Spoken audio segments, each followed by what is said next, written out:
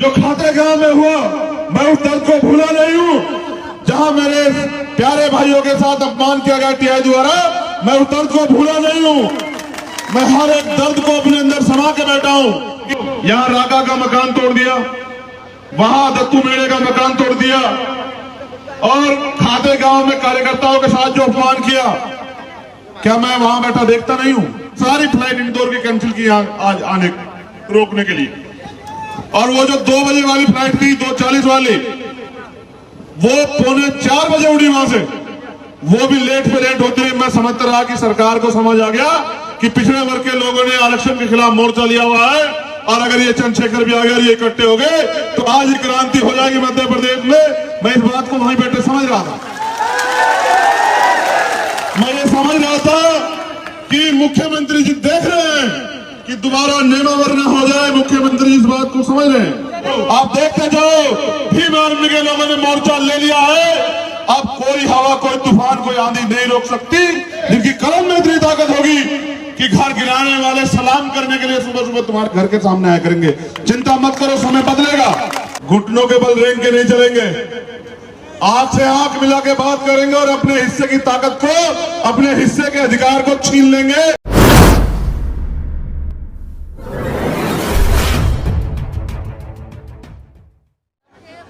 बहुजन समाज में जन्मे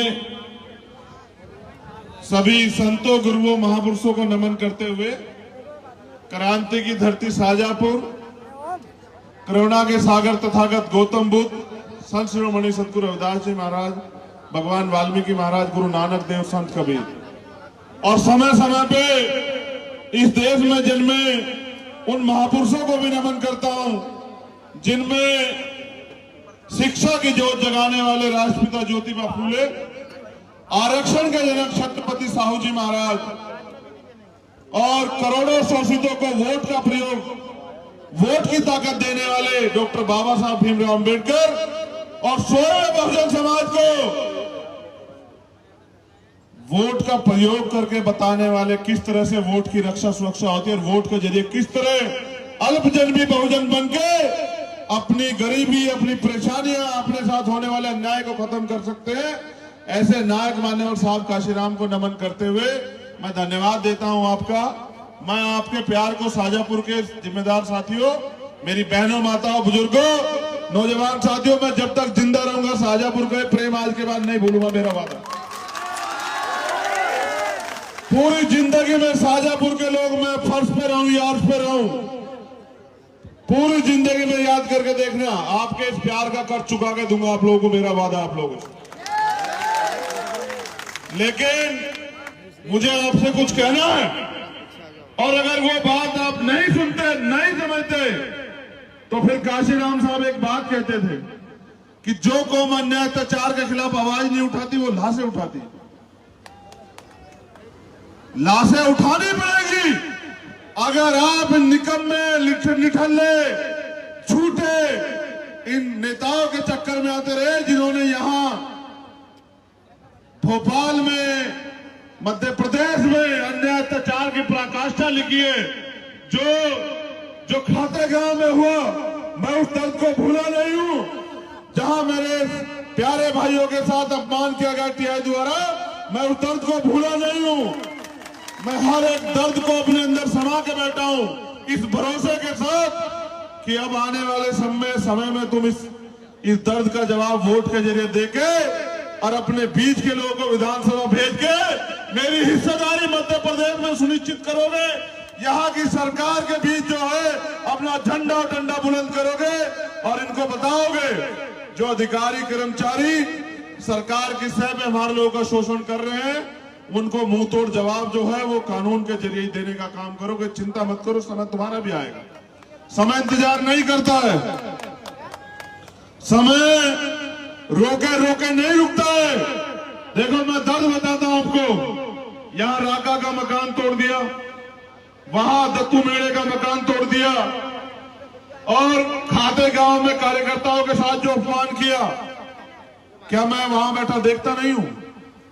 मैं देखता हूं, मगर मैं दर्द से रोता नहीं हूं, मैं उस दर्द से ताकत बनाता हूं। और उस ताकत को बना के मैं आपके बीच आता हूं। आज भी क्या नहीं था रोकने के लिए। यहां मैं नहीं जानता कि सरकार ने कैंसिल कराई या प्राकृतिक रूप से कोई मुसीबत थी, सारी फ्लाइट इंदौर की कैंसिल की आज आने रोकने के लिए। और वो जो 2 बजे वाली फ्लाइट थी, 2:40 वाली, वो 3:45 बजे उड़ी वहां से, वो भी लेट पे लेट होती रही। मैं समझता रहा कि सरकार को समझ आ गया कि पिछड़े वर्ग के लोगों ने आरक्षण के खिलाफ मोर्चा लिया हुआ है, और अगर ये चंद्रशेखर भी आ गए और ये इकट्ठे हो गए तो आज ही क्रांति हो जाएगी मध्य प्रदेश में। मैं इस बात को वहीं बैठे समझ रहा था। मैं ये समझ रहा था कि मुख्यमंत्री जी देख रहे हैं कि दोबारा नियमावर्ण हो जाए। मुख्यमंत्री इस बात को समझ रहे हैं, इसलिए वो जानबूझ के अपनी सरकारी मशीनरी का दुरुपयोग कर रहे हैं। याद रखो, ये गुलाम भारत नहीं है, ये आजाद भारत। जितने अधिकार उनको हैं इतने अधिकार हमें, और जितनी ताकत वो रखते हैं उतनी ताकत हम रखते हैं। लेकिन हम कमजोर इसलिए हैं कि इस देश की 3 बड़ी ताकतें, मनी, माफिया, मीडिया, उनके कब्जे में। अगर हमारे कब्जे में कुछ है तो वो हमारा शरीर, वो हमारी ताकत, और इस अन्याय को हमें सहना पड़ता है। हमें पता है सीवर में जाएंगे तो मरेंगे, लेकिन फिर भी अपने बच्चों के पेट पालने के लिए सीवर में उतरना पड़ता है। ये दिया है सरकारों ने हमें। 70, 71, 72 साल हो गए हमारे लोग भरोसा करते रहे कि ये लोग हमारे लिए कुछ करेंगे, लेकिन उन्होंने किया क्या? रोटी, कपड़ा, मकान से ज्यादा की लड़ाई वो आगे नहीं बढ़ा पाए। अभी तो इस देश में स्वाभिमान सम्मान की लड़ाई अधूरी है। मैं समझता हूं कि जब तक इस देश से सामाजिक गैर बराबरी और आर्थिक गैर बराबरी नहीं खत्म होगी, एक गरीब को उतने साधन संसाधन नहीं मिलते जितने इन सरकारों के अमीरों को मिले हुए, तब तक ये लड़ाई अधूरी। आप चिंता मत करो, आप देखते जाओ। भीम आर्मी के लोगों ने मोर्चा ले लिया है। अब कोई हवा, कोई तूफान, कोई आंधी नहीं रोक सकती। अब गरीब को भी बराबरी के अधिकार मिलेंगे, जो अधिकार इन पुराने सरकारों के लोगों ने दबा के रखे हैं। मैं अभी लौटा उड़ीसा से, और जब मैं उड़ीसा में गया तो मैंने देखा, उससे पहले मैं झारखंड गया, उसके बाद मैं राजस्थान गया, फिर मैं हरियाणा गया।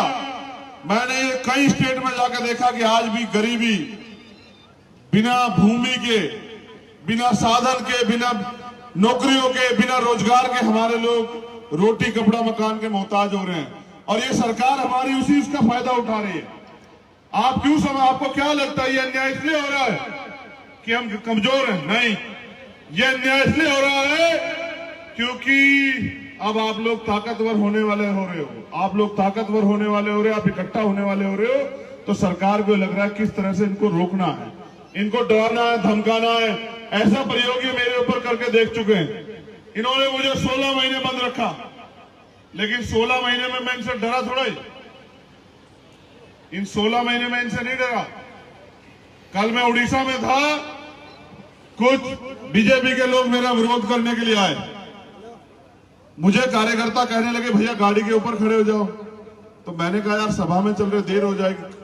उन्होंने एक और बार कहा, मैं समझ ही नहीं पाया। जब मैं आगे निकला तो मैंने देखा कुछ लोग उधर दूसरे कोने में खड़े नारे लगा रहे हैं। तो मैंने पूछा कि ये कौन है? कह रहे ये आपका विरोध करने आए थे। तो मैंने कहा इनको ये तो समझाओ कि लुक के कौन विरोध करता है, सामने आके विरोध किया जाता है। ये जो वहां छिपके मंदिर की ओट लेके विरोध कर रहे हैं, वहीं अंदर खड़े होकर नारे लगा रहे हैं। अगर भाई इनको कुछ कहना है तो सामने आ जाए, लोकतंत्र है, इनका अधिकार बैठता है। और हो सकता है कि ये सामने आ जाए, और ये अगर दलित, पिछड़े, आदिवासी या अल्पसंख्यक समाज के हुए तो मैं इनको समझा के 15-20 मिनट में भीम आर्मी में शामिल करा दूंगा। इनके और लोग कम हो जाएंगे। आप देखो, ये आजाद भारत है, यहां लोकतंत्र है, संविधान है। जब संविधान नहीं था तो राजतंत्र था। राजतंत्र में तलवारों से लड़ाई जीती जाती थी, बंदूकें चलती थी, लाठियां चलती थी।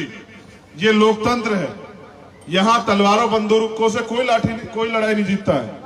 यहां बाबा साहब अंबेडकर ने अपने 4 बच्चे कुर्बान करके हमें एक ताकत दी है, और हम पे अवसर आता है 5 साल में कि उस ताकत के जरिए हम अपनी गरीबी, परेशानी, बेरोजगारी, अन्याय, अत्याचार, जुर्म जाति खत्म कर दें। शाहजहांपुर के लोगों, जैसे आज जागे हो, अगर आप मेरे कहे अनुसार आने वाले 1 साल और जागे ना, तो मैं गारंटी से देता हूं कि फिर आपको मेरी जरूरत नहीं पड़ेगी। यहां फिर ऐसे लोग तैयार हो जाएंगे जिनकी कलम में इतनी ताकत होगी कि घर गिराने वाले सलाम करने के लिए सुबह सुबह तुम्हारे घर के सामने आया करेंगे। चिंता मत करो, समय बदलेगा। हर एक कमजोर का, शोषित का समय बदलेगा। ये लड़ाई, फिर कह रहा हूं, रोटी कपड़ा मकान की नहीं, ये लड़ाई है समता, समानता, बंधुत्व, भाईचारे की। ये लड़ाई है अधिकारों की। कब तक हम लोग जो है सड़कों की लड़ाई लड़ेंगे? आप लोग सुबह से यहां इतने बड़े पैमाने पर शामिल हैं। जितने लोग यहां शामिल हैं उन्होंने अपना काम भी छोड़ा। अगर आप दिन के 2 घंटे, 1 घंटा भी अगर मिशन को दे दोगे, तो मैं लिख के कहता हूं कि जिन चीजों से आप परेशान हो, आप अपने चेहरे देखो। थोड़ी देर हंस के सोचते हो कि हम खुश हैं। कहां से खुश हो? आज भी अमीर का कुत्ता एसी में सोता है और हमारे लोग बिना छत के सोते। कहां से खुश हो तुम लोग? कहां से खुश हो? अगर तुम इसी को खुशी मान बैठे तो मैं क्या करूं? मैं तो मानता हूं जब तक इस देश में आर्थिक समानता नहीं आएगी, जब तक गरीब और अमीर बराबर नहीं होंगे, सब लोग बराबर के हिस्सेदार नहीं होंगे, तब तक कहां की ऐसी खुशी?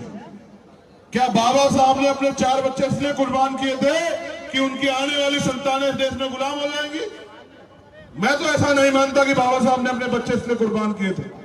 बाबा साहब ने तो अपनी पत्नी को भी ये कहा कि मैं राज रतन की परवाह इसलिए नहीं कर रहा हूं क्योंकि मेरे करोड़ों बच्चे जो है गुलाम हो जाएंगे। लेकिन उनके बच्चों को, उनके मिशन को आगे बढ़ाना चाहिए, नहीं बढ़ाना चाहिए? बताओ। बढ़ाना चाहिए, नहीं बढ़ाना चाहिए? बताओ।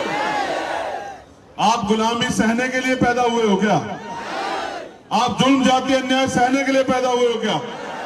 क्या गुलामी, जुल्म जाति तुम्हारे हिस्से में किसने लिखी है क्या? देखो, बात सुनो, घुटनों के बल रेंग के नहीं चलेंगे। आंख से आंख मिला के बात करेंगे और अपने हिस्से की ताकत को, अपने हिस्से के अधिकार को छीन लेंगे। मांगने सिर्फ भीख मिलती है, अधिकार छीनने पड़ते हैं। इसलिए अपनी मुट्ठी ऐसे ऐसे बंद करो मेरे साथ, ऐसे।